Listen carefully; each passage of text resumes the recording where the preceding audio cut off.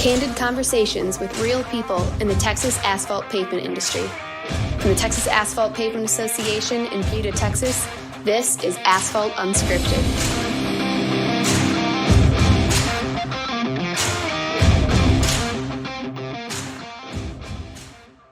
Hello everyone, I'm Harold Mullen with TXAPA and welcome to Asphalt Unscripted. And Corey, we got Corey Schwartz over here on the far side of the table. He's our co-host, as everybody knows. Where in the world are we today? We are in deep East Texas. Lufkin, Texas. That's where we're at. Did y'all notice he almost forgot my name? I felt like that. Okay. I'm trying. So yeah, we're in Lufkin, Texas. Glad to be here. So if we're in deep East Texas, if we're in Lufkin, that means one thing. We're with our great leaders, two past presidents of our association, Gene Carrier and Geno Carrier with East Texas Asphalt. How you doing, guys? We're doing well. Doing very well. Thanks for asking. Good. How are y'all doing? Wonderful. Great trip over here. You know, we got to see some green trees and green grass, so we're delighted because we're in a drought right now. Everything's brown where we're at right now. Crispy. So it's nice. It is nice. So so the audience knows who's Gene and who's Geno. There you go. Okay. I'm Geno, and I am the EVP and COO here at East Texas Asphalt. I've been here for 21 years, thereabouts. Wow. And this is my dad, Gene. I'm Gene. I've been here since '79. I think this is my 43rd year. Wow. And I'm president, and Geno's been our GM now for about 3 years. He's pretty well running day-to-day operations. The first thing I want to know is how in the world did you get in our hot mix asphalt industry? It was by accident. My degree was in accounting. I'm a CPA, and ETA was looking for a controller. So they hired me as their controller. And that was in '79, and then in '85, the general manager left the company, and I told him I thought I could do what he was doing, and they said, "We'll try you out." And so they tried me out, and I've been here since doing that. Wow. Now, if I remember right, I think you were originally, you're originally from East Texas. Yes. Deep East Texas. I was born in Marshall, raised in Wascom. Wascom. That's on the border, so Right. Can't get much deeper than that, can you? I'd ride my bicycle to Louisiana every day. And also, if I remember, to get that great position you had to get started at East Texas Asphalt, you had to go through College Station to get here, didn't you? Nope, went through Stephen F. Austin. That's right, I forgot about that. No. He went through College Station. Yeah, College Station was later. Now that's where my kids went there. There you go. We go to football games there. There you go. So Stephen F. Austin, that was a whole different school back then, wasn't it, than what it is now? Or it was bigger than Texas A&M back when I started. Was it really? It's hard to believe that. That is hard to believe. None of my friends went there, to A&M, so they all went to Stephen F. Austin. So I migrated down to Stephen F. Austin. Wow, interesting. With a accounting degree. Yeah. I think it's interesting too that really, you're the president of East Texas Asphalt. You have an accounting degree. It just shows that you don't have to be an engineer. You don't have to be a construction, management's, degree, but an accountant. You worked your way. It's hard work, right? There's lots of opportunities in our industry, I feel like. Yeah, you have to have the aptitude for it. Not every accountant bookkeeper could make that transition to operations, but some can. And, I love what I do. I love when I made that transition. Jen, that's one of the things we've done with our scholarship program. Geno helped us make some of those decisions that we've expanded that program. Used to it was just for engineers, if you remember. But now that we need so many different disciplines in our industry that a scholarship recipient can be in computers, finance, whatever, wherever their major. We need marketers. Yeah. Kind of open the whole broad range. Nurses probably don't need nurses though. A little bit of everybody. We hope we don't. But, I hope we don't. Yeah, well, you don't need them until you need them. Well, they can make good safety officers. That's right. So actually, that's a possibility. So. But no, we have expanded our programs because of that. We need so many different type of people in our industry. So don't forget about our scholarship program. So all those that are looking to get some assistance, give us a holler at TXAPA, and we will be glad to give you a nomination for it. So be sure to do that. So to get in that position to where you are now today, along the way, you had to have some great mentors. We're really big on mentorship at TXAPA in our industry. Can you tell me who some of your mentors were when you were coming up? Well, in this industry, probably Raymond Moore. He's the man that hired me. He was over Moore Brothers. We're affiliated with Moore Brothers Construction. Absolutely. And Raymond hired me, and I know when I walked into his office, I said, I don't have a clue what you do. I said, I didn't even think about roads until I was driving down here to talk to you, but I can learn. And his values, his morals, the way he bid jobs, the way he treated customers and competition, you learn a lot from a person like that, and bidding jobs, you'd go down to Austin, bid jobs. After the fact, somebody'd come in and try to give you a better price to get that product, to sell to you. And Raymond was the first. He taught me, he said, well, I tell you what, I appreciate you giving me that price. Maybe you can give it to me on the next job, and I'll use it. But we've already got our job with our prices for this job. So we wouldn't go back and renegotiate after the fact. It's kind of just sets the standard for bidding work. He was one of those guys. And, you bet. Doing things right. He taught me our people were more important than anything. That anybody could buy steel and equipment, but the people that it made the difference in any organization, and that's true. So I tell you, just having Moore Brothers Construction, Thomas Moore, Raymond Moore as members and leaders in our association has made a big difference, because I can see how they would be wonderful mentors. They're life members in our organization. They did a great job of helping build our entire industry, which they passed on to you, and you've done the same thing, and now you're doing it with Geno, and Geno's a leader too. That's right. And in our company, you can look at all the people, and it starts you have to lay that foundation. And once you have the foundation laid, you can grow on it.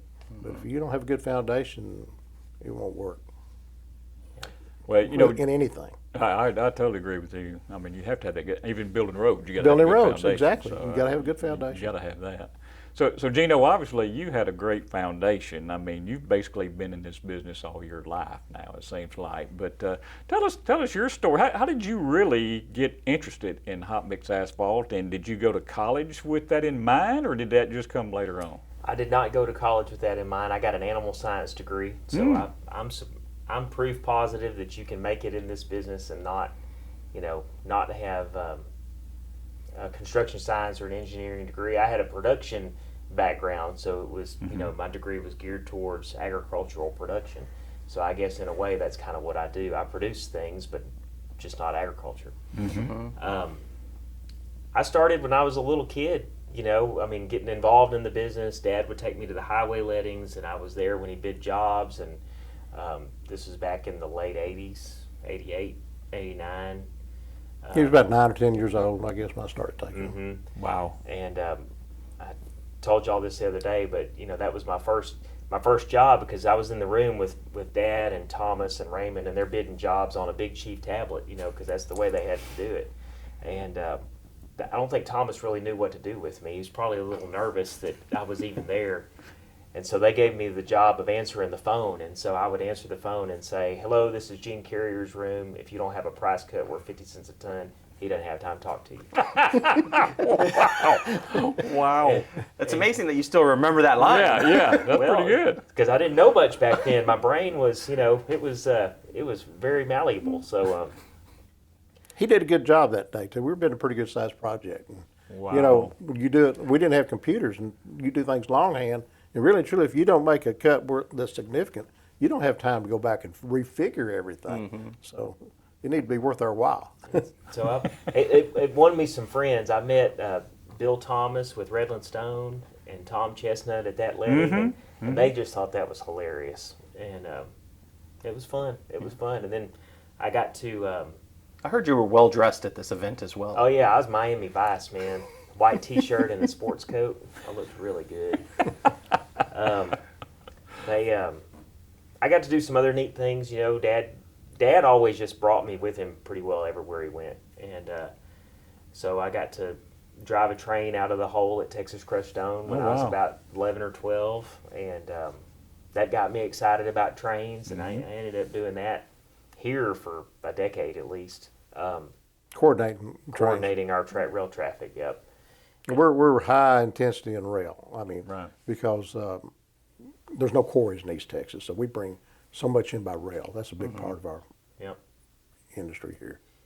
I can remember coming into the plant in Lufkin whenever it was on Weber Street, and Dad would drop me off in the control house, and they'd let me fire the plant up, tell me what buttons to push. So being part of the rail like that, I know how important that is, and I remember coming into TXAPA and coming over here and talking to you, and that was new to me. It's how important the rail system was. Has that always been that way for East Texas Asphalt? Have y'all always used the rail that? No, we've used trucks in the past. There's been quarries closer, close to Palestine. There was a quarry, and then Mahia has some quarries. You could bring in my truck, but trucks are pretty expensive to run the further you get, and it's more economical to bring it in by rail now. Right. And we bring in quite a bit of material by rail, Union Pacific and Burlington.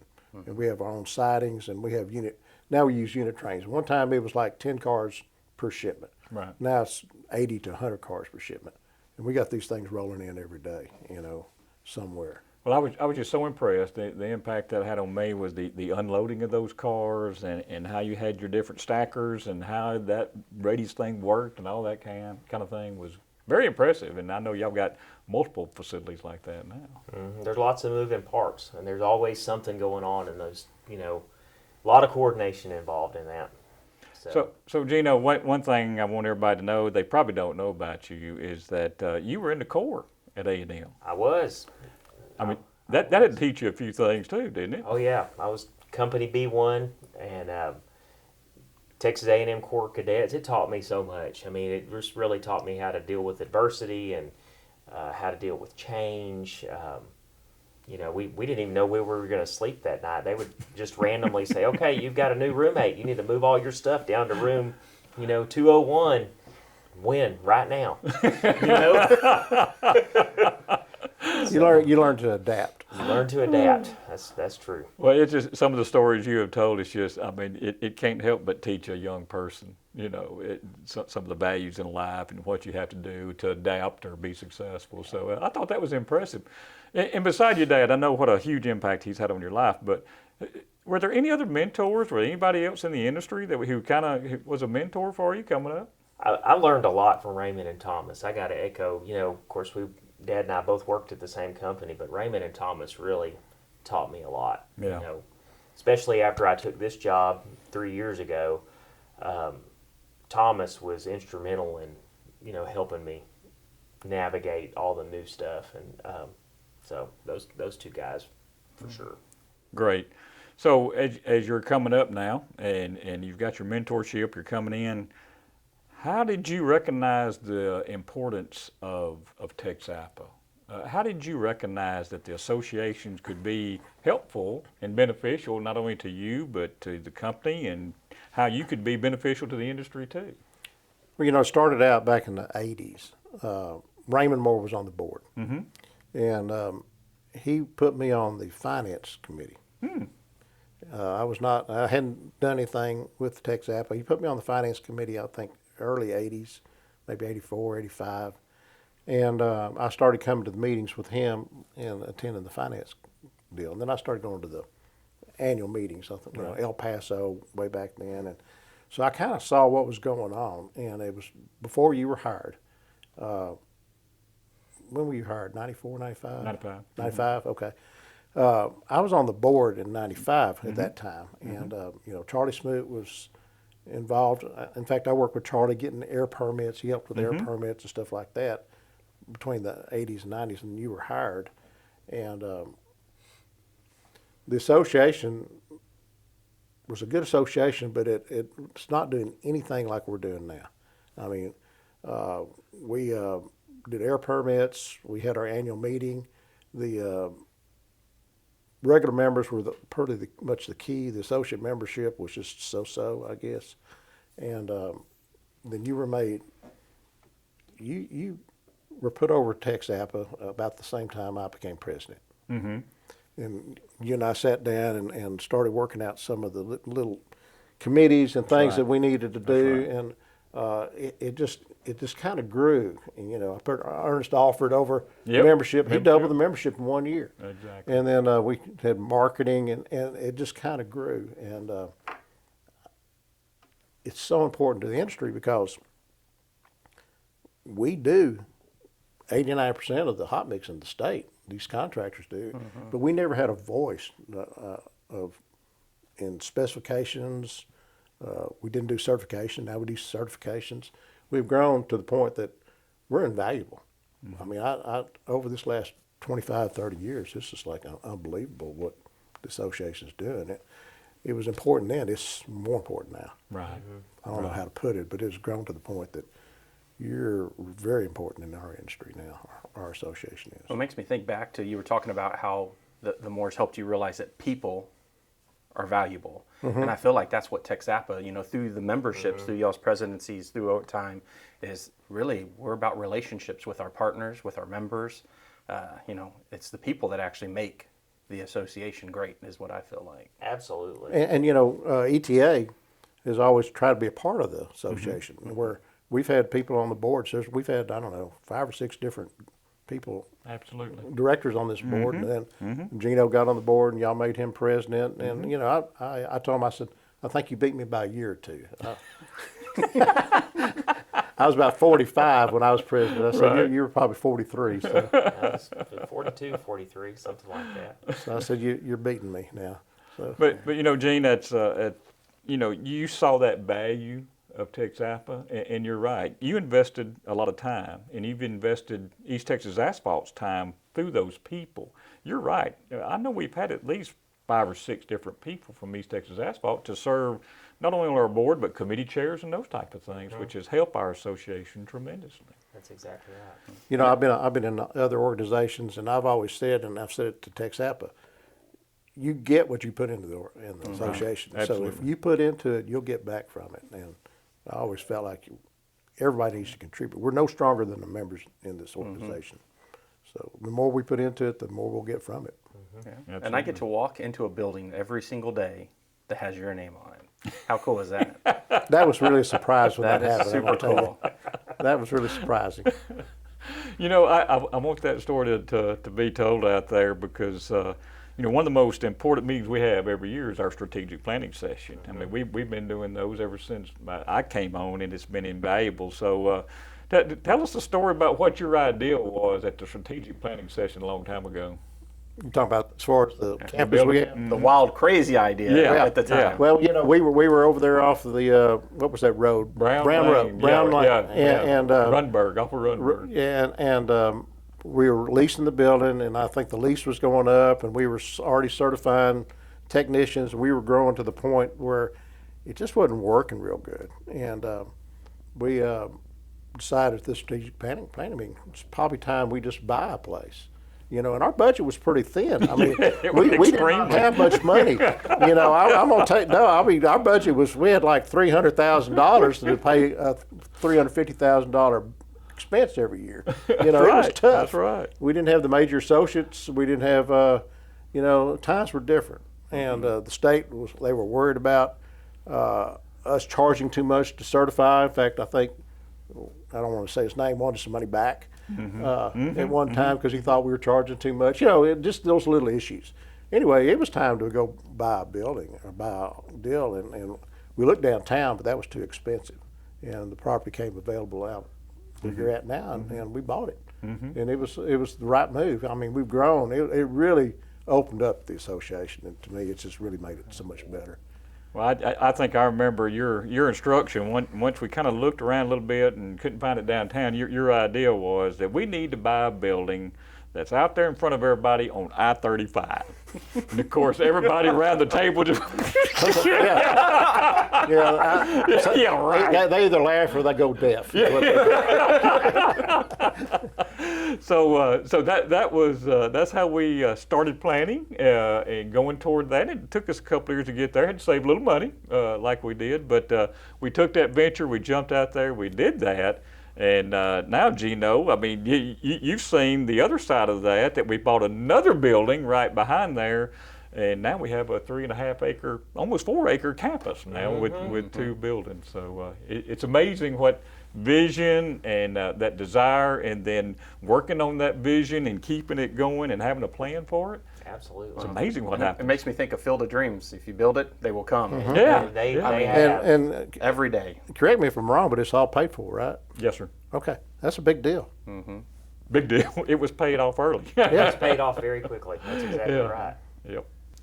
So yeah, no, there's a building there with your name on it, and of course we've got Albert Slaughter has his name on our new building because he was so instrumental in helping getting that one put up. So Did you notice what he left out there, Gino? There's a name with a building with your name on it, isn't there? The whole campus. Yeah. that's a surprise. Yeah, that is. Well, I'm going to tell you, though, our association has changed under his It's leadership. blossomed. Yeah. I mean, it's different. And Well, it is different. I don't know if no, that's good or bad. It is it's different. It's good. it's good. It's a good difference. It's good. But you know, I've been proud of you.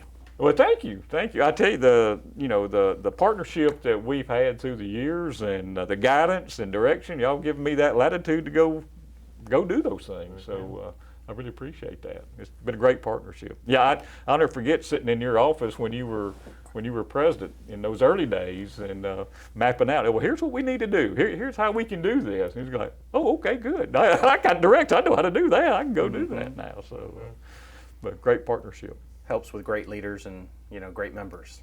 So what's one of your best memories of working in the industry or TXAPA? Give me a good memory that you have. Oh gosh, I know there's a lot of them. I got a lot of memories. The people. It's one of the best things for the people in this industry. Our suppliers and even our competition. You become friends with them, and you compete hard. But then if they need some help, you try to help them out too. You bet. And but I've known so many good people in this industry. I can go way back. The Bob Nolan's, Exxon, Julian Nunley, Bill Fight, Tom Chestnuts. There's just, you can just go on and on and on. And people who've contributed to this. And I think probably one of the best memories is just some of the mixes we're making now. I love PFC. Right. I think it ought to be on every road in Texas. And, Absolutely. My wife agrees. That's her Yeah, favorite. I think everybody does. And years ago we did what we called a plant mix seal, and that had some of the similar characteristics we use like AC20, and it got a bad rap. And so when we transitioned to the 7622s, it made a stronger mix, and now we've got a really good mix. There's other good mixes too, but to me that's my most favorite mix. And Yeah. some of the transitions we've done in our industry. It's amazing. I've traveled a whole lot with a lot of different people, and anytime you hit a PFC, somebody's going to say something in the vehicle. If they don't know what that mix is or what's going to go, why did it get so quiet? Boy, sure is smooth. Every time PFC will make a difference, and certainly when it rains. It's just amazing. We did a couple of little test strips for TTI here. Cindy Estrada, I believe, who we work with. It was a thin lift PFC, using a grade 4. Grade 4, grade 5. And we laid it like 3/4 of an inch on an area, just trying it out. One of them was an exit off of 59. It was a circle that the mix would never stay there. We didn't prep it or anything, just did it. And it stayed there 4 years without shoving or doing it. Wow. So there's places we can still use some of these mixes that are not being used, I think. And I'd like to see a little more innovation. One of the things I see now is people tend not to want to try things because they don't want to fail. But we're going to have to try a few things here and there. You bet. Yeah. And not worry about failing. Try not to fail, but Right. try them anyway. That's right. That's how innovation happens. That's exactly right. Can't be afraid. Well, we innovations. We've done sulfur extended asphalt. We've done powder. Oh, yeah. We did Yeah. liquid. ETA. I don't think we got the first one going, but we ordered the first parallel flow plant in Texas. Put it in Nacogdoches. Didn't realize that. It was a Cedar Rapids, a 10-foot Cedar Rapids, and we got it going about 72, I think, and it was a big deal. Double barrels. We have a double barrel that Dr. Brock came down You knew Dr. Brock, didn't you? Oh, yeah. Okay. He diagrammed his derby barrel on a napkin. This is what I'm thinking about doing. And we were eating a steak over here at the Cattleman's, and he said, "What do you think about that?" I said, "Man, I love that idea." I said, "Sell 100 of them, come back and see me." So I don't want to be your guinea pig. Don't want to be the first one. Yeah, we bought 101. Wow. We came back and we bought one. Wow. And we just put a new dryer on it the other day. That's right. We used the dryer up. We put a new dryer, dropped it in place, and it's still Cadillac like a brand new plant. Well, Geno, we have a whole new industry, it seems like, with the way things are going and the challenges we face. What's some of those biggest challenges you're seeing these days? Everybody's having personnel challenges and labor issues, and we're real fortunate, I think, here in East Texas at ETA. We've got a great labor force. We have almost no turnover, and so we're a little bit insulated from that. But we are seeing it, with truck drivers and that sort of thing. Railroad issues are pretty big right now. There's been a potential strike averted a couple of times in the last couple months, and I think they're still working on it. And a lot of that has to do with labor issues on their side, and so I think that landscape is changing. I think anybody that ships rock by rail right now would say that's probably their number one challenge, is just keeping material. And we've been real fortunate to thrive, even while this is going on. So, we always like to work on solutions too, and it sounds like that's what you continue to do. What are some of the things that you're putting in place or that you do at East Texas Asphalt to help with all the challenges, to bring solutions to the table? What are some of the things that y'all do? Well, we believe that communication is key. And so we communicate with our managers regularly. We have a really strong sales force. We communicate with our customers, and not just about, hey, how you doing? We ask them what they've got coming up. We ask them if they're going to have any big needs. We tell them if we're going to have a problem, or if we're struggling for one reason or another, getting material, or and we talk about all that stuff. And so it just makes things go a lot smoother. Yeah. And we coordinate with our suppliers too. That's exactly right. We communicate with our suppliers. Forecast way ahead what we're going to need, what rocks we're going to need, what trains we're going to need, because train, you're 4 or 5 weeks out really on the schedule, aren't you? Yeah, when you order a train, it's going to be a month before you can get that material. So if you order when you have run out, you're way behind. You can't just look at it and say, that pile's getting a little low, maybe we should get a train, because you're out. And it just... I'll tell you one of the things, this changes the subject a little bit, innovations. We started flying all our stockpiles with a drone to measure. And I didn't want to do it because it cost too much. And then they came to me and said, "This is what it's costing us to shape the piles and do the manpower, and it saved us a couple $100,000 a year." Oh my goodness! And I said, "Okay, let's go ahead and try it." Let's try it. The net savings. Not a bad idea. Yeah. But they'll fly that. Well, they can fly one plant in about 20 minutes, and we can have all the numbers back that afternoon, and they're almost perfect. It's accurate within about 3 centimeters. This 3 centimeters. Yeah. Incredible. It's amazing. Wow. It's amazing. It takes anybody who does monthly inventories, then measures them by hand. That your piles have got to be perfect. It takes a couple of days to shape everything up, and when you're taping them, you can miss a foot or two or height, or it changes the volume. Oh, you can be 6 inches off, and that's like 1,000 tons. It's a lot of material, and the drone is wonderful.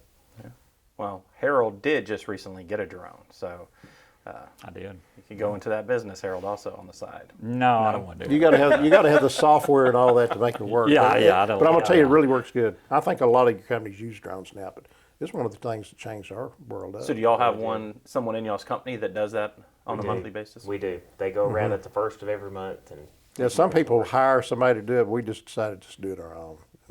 It's better that way. I just got a drone to help in the battle against beavers in Mississippi. So that's the only reason why I go on. Harold's has a crosshair in the camera. Oh, that sounds like a drone military thing. Military there. surplus. So Geno, one of my recent memories is, of course, we've had COVID, you know, and how much that affected us. You know, you were so fortunate you got to be president in 2020 right in the middle of COVID, right? I know. Oh man, so you know, tell us about your involvement, because I know the story, but I want you to kind of tell it in your words of what was it like being the TXAPA president during COVID? Well, believe it or not, we had a lot of fun, even though it was just a lot. It was pretty challenging. There was a lot of uncertainty, and we didn't know. You know, nobody came to our classes, and so your revenue stream drops, and you're not used to communicating over the coffee pot every day, and so we had to put some things in place to keep our communication going, and it worked. We had weekly meetings, and you know, for I don't know, we did them online for 3-4 months or something like that, and then we started kind of coming back. Had to make the decision to cancel the annual meeting that year, and it was kind of probably double the work, because we had to work on having the meeting or canceling what we were going to do. We had to work on both at the same time.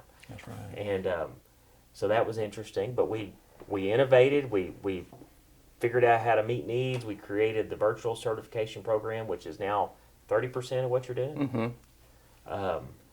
So we created that. We created our TXAPA Lives and our podcasts and all of our electronic communication. And so really it kind of gave us about a year to bump ahead about a decade in technology and communication. Yeah, I think your leadership really helped at the HMAC. Really kind of inspired us to be better at what we did online. Our presence as far as our website and the tools that we were offering people, that was pretty much, to me, the catalyst that kind of, you know, and it gave us the time to do it because we weren't teaching those classes for that couple months. What was pretty impressive too was whenever we came up with those programs, how fast the turnaround was. You know, we met as a board, we decided this is the direction we needed to go, and then I'll never forget, we had a meeting about the HMAC Now, and like the next morning I had logos, I already had like programmed. I mean, it was like so fast. Everybody just worked really hard, and so that was my take on it. It was fun. It was, you know, it was so challenging to be going through what we had to, but on the other side, it was fun. You really made it fun for us. You gave us great direction. I think we really improved our communication. You're talking about how important communication was. I think we really improved our communication as a staff and as a team, and then branching out to our members. We improved our communication because of that. But, you know, unfortunately, you were not able to have an annual meeting and get out to see the members like you wanted to. But I think our association became stronger through your tenure. I think y'all have continued, you know, the communication, and I think it has become stronger. You bet. So I know I'm impressed with the changes made electronically, the media, our footprint expanded. No, it's not just on campus now. It's you bet everywhere. You could be worldwide. You with bet. What you're doing right now. you could. And what's so great is our members just jumped right in there and volunteered to be on the TXAPA Now, or they were part of the education programs, and to see them be so willing to participate in those things and even encourage us to do more, that was really inspiring. So it was a great process. So that's one of my favorite memories is your year as president. Even though it was nothing but a challenge, it was really good. Yeah, I told him, I said, "Man, this is a hard year to be president." Oh, it was. You, It was. This is There's tough. no doubt. You talk about a footprint, though, is our podcast that there's going to be someone from, I think it's Finland, Sweden, and Spain that listen to our podcast on a month, like when we put them out every month. I think we're really big in Finland, by the way. Yeah, we're really big in Finland. Yes. Yeah. So, I don't know It's why. cold over Yeah, there. how they ran across us, not positive. I'd like to know, but we're being viewed there. So, That's funny. but I guess personally though, who are the carriers outside of the asphalt industry? What are things that you guys like to do? Well, we like football, especially Aggie football. Sorry, Harold. I understand. And even though y'all did get us last year, but He liked it last year. Yeah, it was a good year. yeah, you liked it last year. It's far and few between though, right? It's true. Well, let's don't go there. Let's don't go there. we do that as a family. We you know, our entire family, we do a lot of football. We hunt, we fish, we play at the farm. We play golf, although I'm not exactly sure that's playing golf what we do. We move around the course out, you know. Networking. Yeah, we network. What else? Dad likes to play with his grandkids. Yeah, grandkids are a big deal. I like to work at the farm. You know, I like to play in the dirt and fish and hunt. I don't play as much golf as I used to, but I play a little bit. I just enjoy life. People, I like to eat. You know, I like to work. I still pretty well keep track of everything going on here, even though he's running everything. Just because. Well, you know, as we sit here in your office, I'm not sure everybody can see all around this office, but one of the things you really enjoy, it looks like, is going to Africa. I love to hunt. I like to travel. Yeah. And, you know, going to Africa is traveling too. Good people and see new things. And we've been over there a couple of times and have several animals all knocked off the list. Yes, no doubt. Very impressive. Very impressive. And so, Geno, I went by your office too, and it's got a lot of these same things there. I'm working on him. I'll catch him eventually. He's got a few more years on me to. But yeah, we've had some good times. A lot of good times hunting together. Well, I know there's a great picture that I can see. Unfortunately, not everybody can see that, but I think you know, that family values really shows in you know, from the mowers to the carriers to East Texas Asphalt, Moore Brothers Construction, and I mean, y'all work hard here every day, and then you play hard, you know, outside of here. That's really a neat tribute, I think, to how strong your family, that foundation you were talking about. You know, that's how strong that. If you think about it, there's probably not a lot of presidents out there that were running a company that actually brought their 9-10-year-old son with them to the letting. You know, that's that family value that you see come across there. Dressed in a Miami Vice uniform. Well, you know, of course, back then times were different. Yep. And we'd work late at night, and of course, you know, him being young, I couldn't leave him in the room. I had to take him wherever I went. And at the height, they used to have the bar upstairs. They did. You know, and so when everybody finished, it stayed open about 2. I'd go up there and take him with me, and he'd order Perrier water. And Big stuff. the first time we were leaving town, he said, "You know, Daddy, that Perrier's pretty good. Let's stop and get a 6-pack." He still drinks sparkling water. Oh yeah, I'm a sparkling water guy. it's good. It's good. It's good. It is pretty special to get to work with your dad. You know, there's. I think we're rare that we can actually do this for, you know, as long as we have, and still have a good relationship. We have a great relationship. We very rarely bump heads, and if we do, usually I'm right. But Yeah, you know, we get along pretty well. We do. And he takes advice well. I try not to give it all the time. There you go. know, that's the deal. I try to stay out of his business. You have to, otherwise he'll be kicking me out. You know. Has it been? I mean, you have the, you know, father-son relationship, but then the, you know, work relationship. we've never had a problem with No it. issues. No issues. Yeah, none. That's another unique thing. Yeah. I'm just happy to be here. Who gets to see their dad every day? Yeah. I do, you know. Yeah. So Yeah, that's strong. That is. Very strong. So, with y'all's success, I want to hear from both of you, and I'll start with you, Geno. What advice would you give somebody that's coming into our industry, that's growing their career? What advice would you give them to be successful? advice to be successful in your career: be honest, know your business, learn, communicate. You know, somebody told me one time, bad news does not get better with time.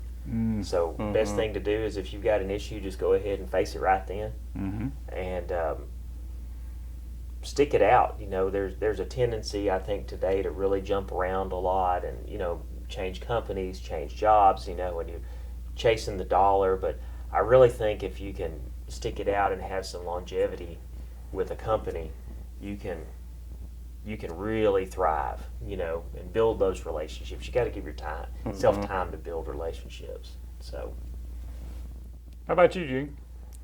you know, I told my kids from little on, no matter what you're doing, do the best you can do. I don't care what it is. And I actually gave them a couple of illustrations I don't want to tell you on. But it has something to do with shoveling stuff. If you're shoveling it, be the best shoveler there is. And then learn your product, believe in what you're doing. If you don't believe in what you're doing or believe in your product, you're in the wrong field. So you really your heart has to be in the job. And don't worry about doing anything. I have cleaned out rail cars. I've helped put together plants. Whatever it takes to get that job done, just do it. And don't worry about, it's not my job, because everything's your job. Everything. And then here, we pretty well work as a team. If we need somebody to do something, we'll ask them. And even though it might not be in their area, but we think he's the best guy for the job. And so we'll work and get the jobs done. But I guess the best thing is just do the best you can every day. Try to learn something every day too. We do that too. If you're not learning, you're going backwards. I guarantee you, it's you're always going to learn something these days. There's something new. Absolutely. Every day out there, a new challenge. So, yeah, innovation. You got to have that learning attitude if you want to be, making a difference out there.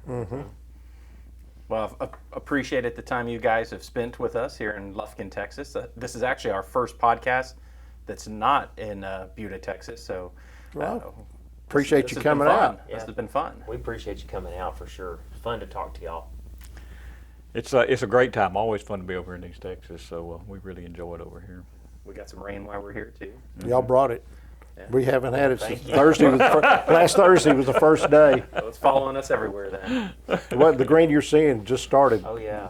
Friday actually. With the drought we've had, we will not argue with the rain out. We're happy. This is good. Yeah, it's surprising times to have the drought in East Texas. I mean, y'all have always had lots of rain over here, it seems like. So. I don't know what the total is, but we were over a foot behind before this started. Yeah, it's been I haven't had rain since about May. It's been dry. So I know you mentioned being in the farm business. So has that affected your farming operations, the drought? Oh yes, because right now we're just making hay. Yeah. We're baling hay, and we cut one little pasture in May, and that's it. Wow. We're a lot of rows behind. Yeah.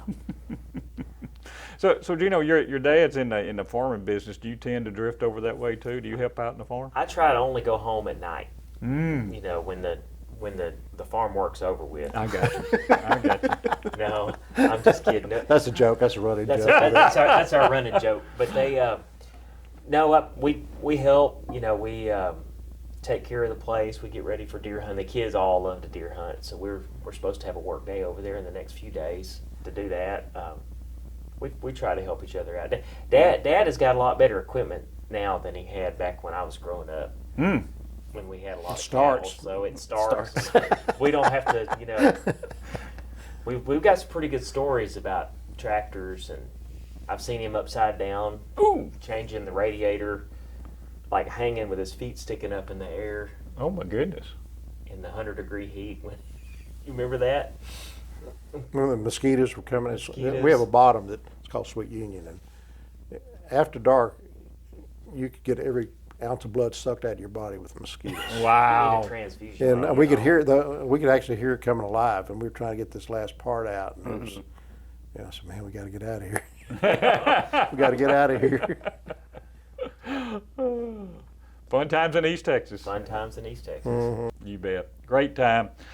So once again, thank you for joining us on Asphalt Unscripted, and we will be back next month. Corey, are we going to be out of town or in town? I believe we'll be in town, and I believe it's Lance Simmons. Lance Simmons with TXAPA will be our guest on our next edition of Asphalt Unscripted. Thank you for joining us.